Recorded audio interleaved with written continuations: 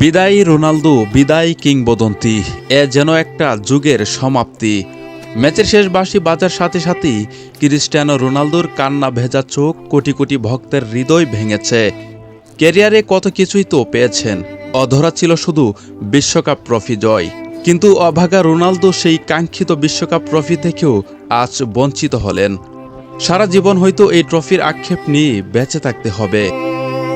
মাঠে আজ শেষ চেষ্টাটুকু করেছিলেন, তবে বিবর্ণ ছিলেন CR7। বয়স এবং স্প্যানিশ ডিফেন্সের কড়া পাহারাই চিরচেনা সেই চিলতে গতি আর নিখুঁত ফিনিশিং ছিল অনুপস্থিত। ম্যাচ জুড়ে গোলের জন্য লড়াই করেও ভাঙতে পারেননি ডেডলক। এই পরাজয়ের সাথে সাথেই চিরতরে শেষ হয়ে গেল রোনালদোর ক্যারিয়ারে একটি বিশ্বকাপ ট্রফি ছোঁয়ার অজন্ম লালিত স্বপ্ন।